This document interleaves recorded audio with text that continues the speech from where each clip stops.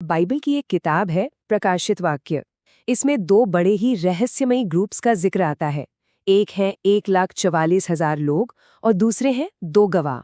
अब सवाल ये है कि क्या ये दोनों अलग अलग हैं या फिर एक ही हैं? आज हम इसी दिलचस्प गुत्थी को सुलझाने की कोशिश करेंगे। तो चलिए शुरू करते हैं। तो हमारी कहानी शुरू होती है एक नंबर से 1,44,000। सुनने में तो ये बस एक आंकड़ा लगता है ना? लेकिन असल में ये एक ऐसे रहस्य की चाबी है जिसमें सदियों से लोग उलझे हुए हैं। तो सवाल ये है कि ये नंबर आता कहाँ से है? इसके लिए हमें जाना होगा बाइबल की आखिरी किताब प्रकाशित वाक्य के 7वें चैप्टर में। वहां बताया गया है कि ये उन लोगों की गिनती है जिन पर एक खास, कह सकते हैं एक डिवाइन मोहर लगाई गई थी, और ये लोग इस्राएल के सभी कबीलों से चुने गए थे। अच्छा, तो हैं कौन ये 1,44,000 लोग? बाइबल कहती है कि ये परमेश्वर के बहुत खास सेवक हैं जिन्हें एक स्पेशल मिशन के लिए चुना गया है, और उनके माथे पर जो मोहर लगाई गई है ना, वो एक तरह से उनकी पहचान भी है और एक डिवाइन प्रोटेक्शन शील्ड भी, जो उन्हें आगे आने वाले खतरों से बचाने वाली है। और बस यहीं से असली पहेली शुरू हो जाती है। चैप्टर 7 में इन पर मोहर लगती है और उसके ठीक बाद ये पूरा का पूरा ग्रुप कहानी से जैसे गायब हो जाता है। तो सबसे बड़ा सवाल जिस पर ये पूरा एनालिसिस टिका है वो ये है कि आखिर ये लोग गए कहाँ? अब इस मिस्ट्री को सॉल्व करने के लिए जो सोर्स मटेरियल है वो हमारा ध्यान एक बिल्कुल नए ग्रुप की तरफ ले जाता है। ये कुछ चैप्टर्स के बाद सामने आते हैं और इनका नाम है दो गवाह।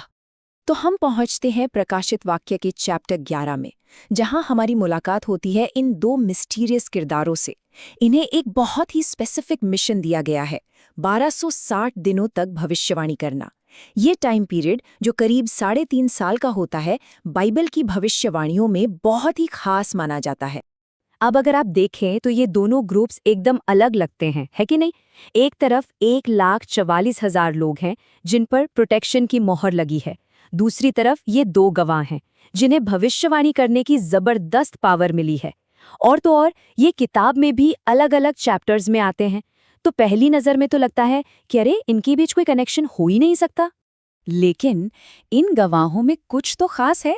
ये सिर्फ नॉर्मल भविष्यवक्ता नहीं है, इनके पास कुछ ऐसी कमाल की और कह सकते हैं खतरनाक शक्तियां हैं जो इन्हें बाइबल के सबसे पावरफुल कैरेक्टर्स में से एक बना देती हैं। जरा इनकी पावर्स पर गौर कीजिए। ये मामूली लोग नहीं हैं। सोचकर देखिए, अपने मुंह से आग निकालकर दुश्मनों को जला देना। जब तक ये भविष्यवाणी कर रहे हैं तब तक बारिश रोकने के लिए आसमान को बंद कर देना, पानी को खून में बदल देना, और सबसे बड़ी बात, जब चाहे जैसी चाहे वैसी कोई भी आफत धरती पर ले आना। मतलब ये तो कमाल का अधिकार है। पर इतना पावरफुल मिशन पूरा करने के बाद कहानी में एक दुखद मोड़ आता है।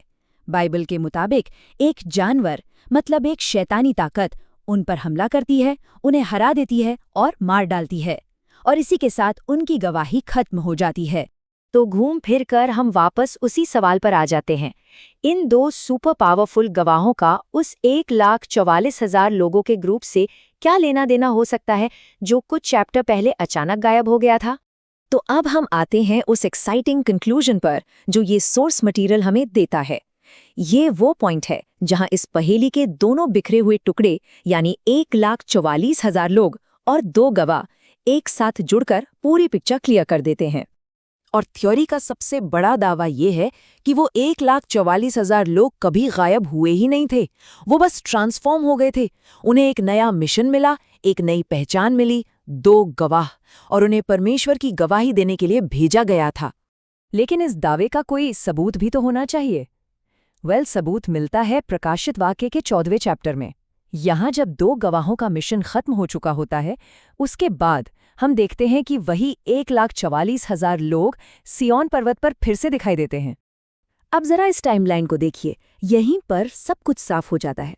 देखिए, सबसे पहले चैप्टर 7 में 1,44,000 लोगों पर मोहर लगती है, ठीक है? फिर चैप्टर 11 में दो गवाह अपना काम पूरा करते हैं और मारे जाते हैं, और फिर चैप्टर 14 में वही 1,44,000 लोग वापस आ जाते हैं। ये जो सीक्वेंस है ना घटनाओं का, यही इस पूरी थ्योरी का सबसे मजबूत सबूत है। इस इंटरप्रिटेशन के हिसाब से उनका दोबारा दिखना ही इस बात का फाइनल प्रूफ है कि उनका मिशन पूरा हो गया है। वो फियोन पर्वत पर एक विजेता की तरह इसलिए खड़े हैं क्योंकि उन्होंने 2 गवाह बनकर अपनी मुश्किल लेकिन बहुत ज़रूरी गवाही पूरी कर ली है। तो कुल मिला के जो सोर्स मटेरियल है वो हमें इस एक सिंपल लेकिन बहुत पावरफुल इक्वेशन पर लाकर छोड़ता है कि ये 2 अलग-अलग ग्रुप्स नहीं हैं बल्कि एक ही ग्रुप है जो बाइबल की कहानी में 2 अलग-अलग पर आपस में जुड़े हुए रोल निभा रहा है। और ये पूरी बात हमें एक बहुत गहरे सवाल के साथ छोड़ जाती है। ये व्याख्या हमें सिखाती है कि कैसे कभी-कभी एक बहुत बड़ी पहेली का जवाब कहानी के किसी दूसरे, बिल्कुल अलग से दिखने वाले हिस्से में छिपा हो सकता है। ये हमें इन पवित्र ग्रंथों को एक बड़ी, जुड़ी हुई कहानी की तरह देखने के लिए कहती है, जहाँ हर टुकड़ा ज़रूरी है और बड़े-बड़े जवाब अक्सर उन जगहों पर छिपे होते हैं जहाँ हम उन्हें ढूंढने की उम्मीद भी नहीं करते।